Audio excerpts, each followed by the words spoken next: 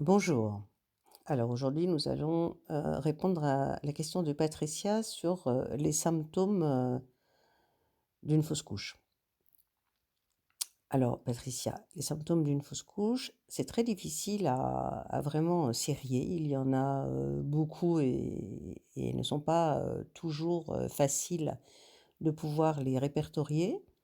Mais ce que l'on peut dire, c'est que en fait, une fausse couche, ça peut être soit parce que, l'embryon, n'est pas de bonne qualité, soit parce que, la mère a fait, ou a vécu des choses, difficiles, traumatiques dans son conditionnement, épigénétique, c'est-à-dire son environnement et qu'elle a eu un stress ou des peurs ou des angoisses, qu'elle n'a pas réussi à surmonter.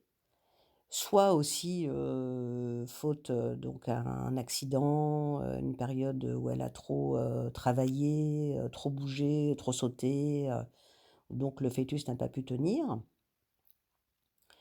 Ou en fait, aussi, ce qu'il faut savoir, c'est que, eh bien, une fausse couche, peut arriver, à n'importe qui et à tout moment. Donc ce n'est pas, parce que vous êtes trop vieille ou parce que, vous devez vous culpabiliser, d'avoir fait ceci ou de cela, car être enceinte n'est pas une maladie. Donc, il est tout à fait normal de vivre, comme d'habitude, sans exagérer bien sûr, ni monter à cheval, ni, sauter en parapente, ni, faire du ski sur des pistes noires.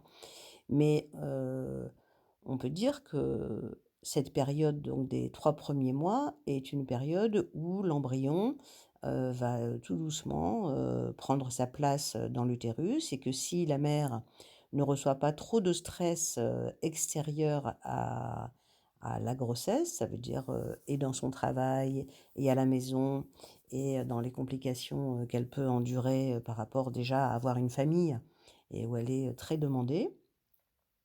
Eh bien, ceci peut effectivement lui provoquer donc, une fausse couche. Donc des symptômes vraiment, il y a les symptômes donc, médicaux, hein, avec, des problèmes qui peuvent être quelquefois génétiques et qui peuvent apparaître, à cette période-là. Donc il est bon de consulter pour voir si émotionnellement, il s'est passé quelque chose, pendant votre grossesse qui aurait pu provoquer donc, une peur et donc un départ donc du fœtus. Ou si, effectivement, par rapport à des tests,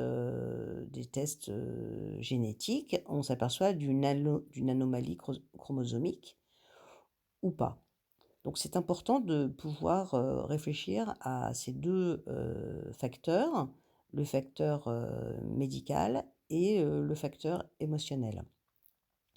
Pour ne plus avoir peur et surtout ne pas ressentir de situation d'échec et de se dire que vous manquez d'estime de vous pour recommencer et sans être, naturellement, enthousiaste et enjoué, pour la prochaine grossesse.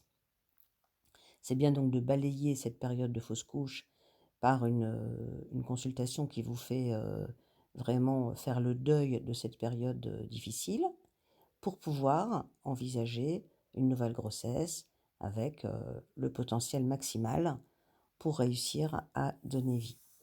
Voilà, à bientôt. Merci.